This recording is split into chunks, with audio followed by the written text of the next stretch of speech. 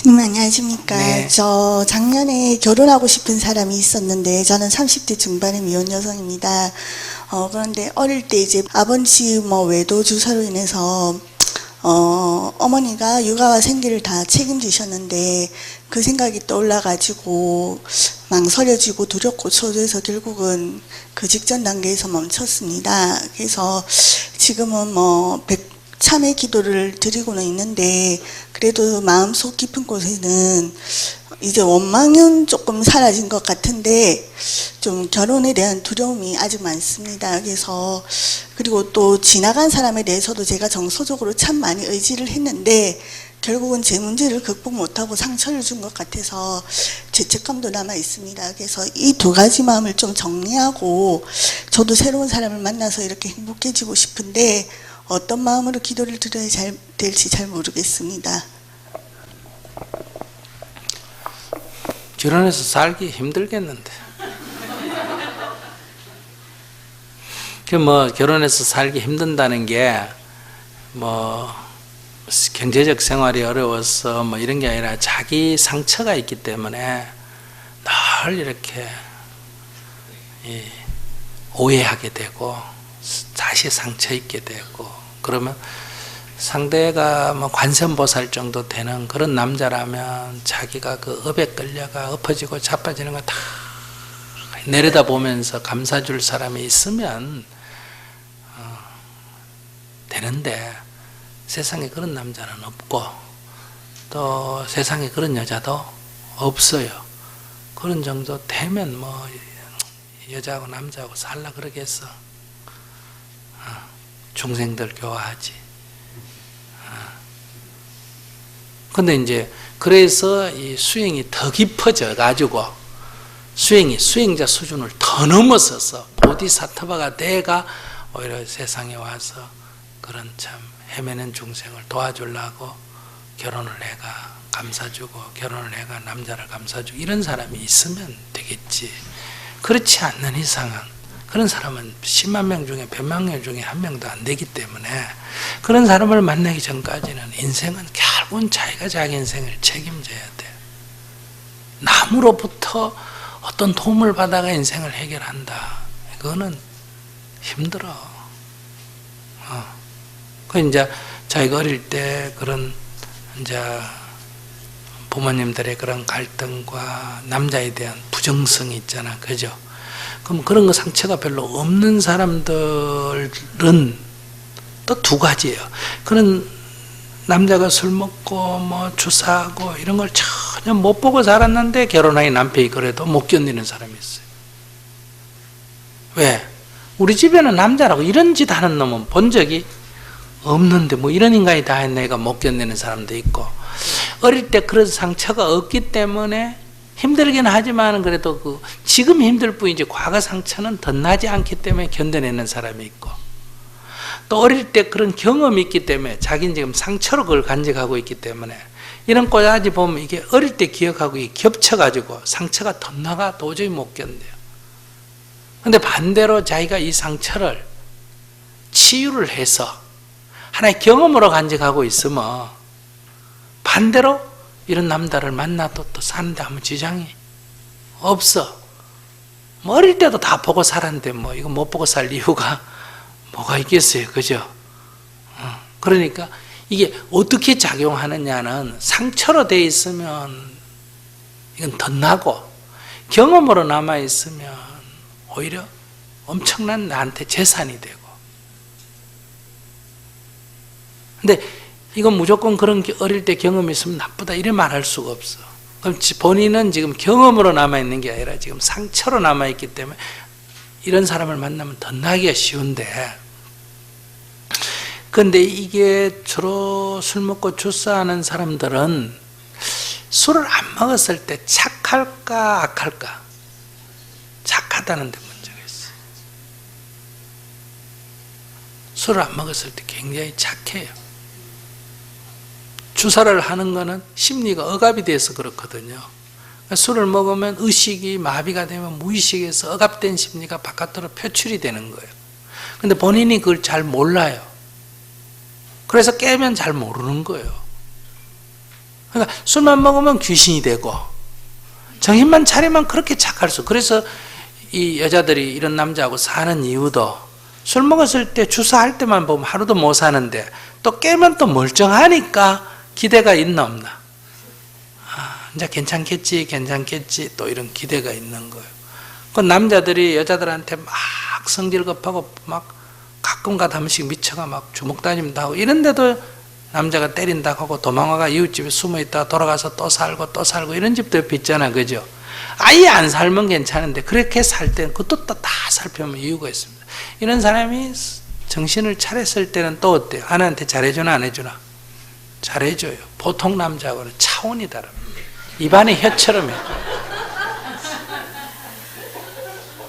성질이 확 뒤집어지면 진짜 악녀고 악처고 막 그냥 마귀 같고, 그런 사람은 이게 성격이 확 이렇게 안 일어났을 때는 또 막 그렇게 천사 같고 상냥하기를 이를 데가 없는. 그래서 사람이 또 그렇게 또 사는 거예요.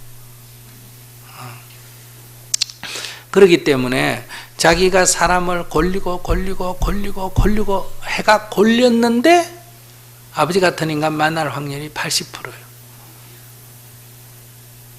골리면 골릴수록 그게 더 근접합니다. 왜? 이게 심리적으로 사람이 좋아 보이는 끌림이, 그러니까 아버지라는 게 다 나쁜 기억만 있는 거 아니에요. 아버지에 대한 몸도 있다. 좋음도 있고 그거에 대한 거부반응도 있고 두 가지가 다 있거든요. 근데 그 좋음이 그런 사람을 탁 만났을 때 이게 텔레파시가 통하듯이 이렇게 딱 호의적이 돼요. 그래서 그런 사람 만날 확률이 높아요. 근데 살아보면 또 이런 일이 또 벌어지는 거예요. 그러니까 자기 준비가 돼야 돼. 그러니까 그런 사람 아닌 사람 찾는 거는 어려워. 그래서 자기 준비가 딱 때가, 아버지라 불쌍한 사람이 아버지도. 왜? 아버지도 어릴 때 또 상처를 입어가 심리가 억압이 되가 어때요? 그래서 술 먹었을 때 그게 드러나는데, 그럼 엄마가 그 아버지를 다독거려주고 보살처럼 해서 아이고 불쌍하다처럼 엄마가 자식을 봤더니 이렇게 해줬으면 아버지가 좀 치유가 됐을 텐데, 엄마는 시집와가도 보니까 이 인간이 술만 처먹으면 귀신이 되니까 또 못 살겠다고 악을 쓰잖아, 그죠? 싸움이 커지죠. 거기서 또 태어나서 본인이 또 상처를 입고, 그럼 본인도 또 자기 상처를 스스로 치유해서 이렇게 남을 도와줄 수 있는 수준이 돼야 되는데, 자기는 또 더 보호받고 싶은 심정에 또 사람을 찾으면 그 보호해준 사람은 또 이런 사람을 만나게 되는 거예요. 그래서 내가 얘기할 때 안 하는 게 낫겠다 이런 얘기. 그러면 결혼은 하는 건 불가능하다 이런 뜻이 아니고, 현재 따름하로는 안 하는 게 낫고, 하려면 자기가 뭐 해야 된다. 아버지도 참 불쌍한 사람이다. 그러고 그런 위로받지만 부모로부터 위로받지 못하고 아내로부터 위로받지 못하고 얼마나 힘들었겠느냐. 그 가운데서도 어때요? 나를 낳고 키워주셔서 고맙습니다. 이렇게 아버지한테 감사 기도를 하고, 또 그 아버지에 대한, 그런 아버지를 내가 어렸어. 이해를 못해가 원망만 했는데 제가 몰라서 원망을 했습니다 하고 이렇게 참여를 해줘야 되고, 또 엄마를 생각해보면 엄마도 시집 와가지고 그런 남편 만나가 사는데 얼마나 힘들었겠어.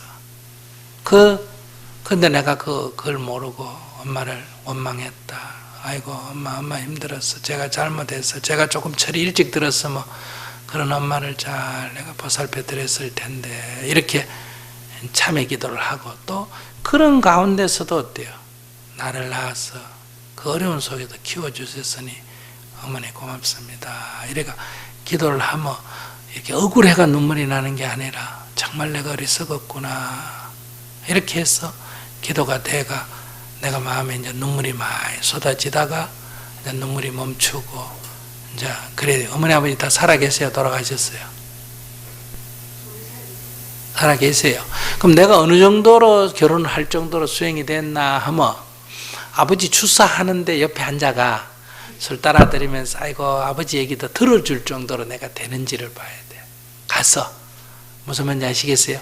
그런데 아버지가 그런 게 진짜 그렇게 하실 때 더 아버지가 측은해 보이시고 아버지가 한평생 참 힘들게 살으셨구나 애가 이렇게 들어드리고 줄 따라 드릴 수 있는지, 내가 또 어머니 또 그 악쓰고 잔소리 할 때 내가 집에 가서 있어도 아이고 어머니가 저리 힘드셨어 참 그랬구나 애가, 내가 그거를 아무렇지 않게 들을 수 있는, 듣기 싫은데 억지로 참는 게 아니고 어머니를 불쌍하게 여길 수 있는 마음이 내가 되는지.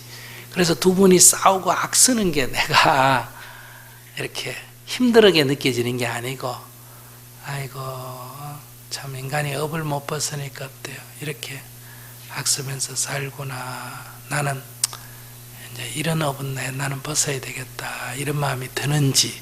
그 정도가 되면 결혼해도 아무 문제가 없어. 어떤 남자하고 만나도 이제 이겨낼 힘이 생긴단 말이야. 근데 내가 힘드니까 누군가가 나를 안아주고 보살펴줄 이런 남자를 구하면 그런 인간은 없어.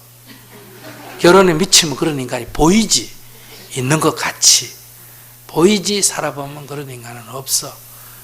그런 착각을 하고 살면 안 돼. 우리가 상대편에게 너무 높이 기대를 걸면 안 돼요. 인간이 다 비슷비슷해. 다 지한테 잘해주면 좋아하고 지한테 싫은 소리 하면 싫어하고, 아무리 좋다고 미쳐 있어도 지 싫은 거 짓 해봐라, 원수되지. 어떤 남자가 어떤 여자를, 어떤 여자가 어떤 남자를 너무너무 세상에 니밖에 없다고 사랑하는 사람일수록, 만약에 남자가 여자는 한눈 파면 원수가 더 될까 덜 될까? 예? 어떻게 될 것 같아? 예, 원수가 더 됩니다. 그러면 그 사랑이란 게 뭐예요? 원수가 더 된다면. 여러분들이 수행 안 해도 어때요? 뭐 어떤 남자가 뭐 바람 피웠든 연애했든 나하고 상관없으면 신경 써야 안 써요? 안 쓰잖아. 봐, 사랑도 안 하니까 못 안 한다, 미워도 안 하잖아. 그럼 사랑하면 미워한다, 이건 뭐예요? 집착이라는 거예요. 근데 이걸 사랑하니까 미워하고 사랑을 안 하기 때문에 상관 안 한다 하지만 그건 원리 안 맞고, 하나는 집착을 안 하기 때문에 어디든지 상관이 없는 거고, 하나는 집착을 하기 때문에 죽고 못 사는 거예요. 그래서 늘 내가 결혼 생활을, 애들 어릴 때 결혼 생활이 좀 힘들더라도 수행하면서 해라 하는 거는 아이들의 장기 삶에 큰 저런 아픔을 주기 때문에 그래요. 자기 사는 것만 힘들어하지 말고 내 아이가 정신적으로 안정이 되는 걸 굉장히 중요시해야 된다. 안 그러면 자식을 낳지 말아야 돼. 그럼 두 번째, 근데 우리 엄마 아빠가 다 성인이 아니잖아. 엄마 아빠 입장에서, 내가 볼 때는 그렇지만 엄마 아빠 입장에서 보면 다 또 못 살만한 일이 있어요, 없어요? 다 있어. 그러니까 이 정진을, 부모한테 감사기도와 그 정진을 해서 엄마 아빠를 편안하게, 정말 엄마 아빠 참 좋으신 분이다, 그냥 엄마 아빠니까 좋다, 이게 아니라 그렇게 하는 속에도, 그 어려움 속에도 이런, 그래도 지금 안 헤어지고 사는 것만 해도 굉장하잖아, 그지? 그러니까 그런 감사가 내 속에 있어서 그 내 어릴 때의 그 상처가 경험으로만 남고, 상처는 다 없어지 뭐. 결혼하면 괜찮아. 어떤 사람 만나도 다 그걸 이겨낼 힘이 돼. 안 그러고 그 상처를 이렇게 움켜쥐고 가면 안 돼. 정진애가 한 1년 열심히 정진, 한 3년 정진하면서 집에 가서 엄마 아빠한테 하고, 이긴데 검증하는 거, 엄마 아빠한테 잘해라는 게 아니라 그래도 내가 웃으면서 볼 수 있는지, 검증이 되는지. 이 검증이 쉽지 않아. 가보면 혹 튀어나와. 혼자 기도할 때는 막 만배 기도를 해가 다 잊어버리고, 이제는 막 고마운 것만 꽉 차는데 가서 꼬라지 보면 이게 확 그냥 순식간에 튀어나. 눈이 휙 돌아가 버려요. 상처란 게 그런 거예요. 그래서 이걸 계속 테스트를 해봐야 돼. 아시겠어요? 테스트를 해가 그런 경우에도 이게 마음이 좀 흔들리다가 여일하게 가라앉는다 하면 이제 결혼해도 되겠다. 스님이 이거 검증하고 하라 그랬으니까 되겠다. 그럴 때 어떤 남자가 좋은지 나쁜지 따질 필요 없어. 그냥 남자면 돼. 아시겠어요? 지금은 내 상처를 보살펴줄 남자를 찾으니까 찾기가 어려워. 근데 이게 딱 상처가 치유되면 남자면 되지. 뭐 이런 남자 저런 남자 별 상관 안 해. 왜? 내가 능히 이겨낼 힘이 있기 때문에. 그래서 지금 30 몇 밖에 안 되면 아직도 살은 것보다 더 많이 살 인생이 남았는데, 인생을 또 더 상처내고 더 상처를 키워서 살 필요는 없지 않느냐. 한 번 살다 가는 인생인데 인생을 결혼하고 안 하고가 중심이 아니라 삶을 자기가 주인이 돼서 행복하게 살아야지. 알았죠?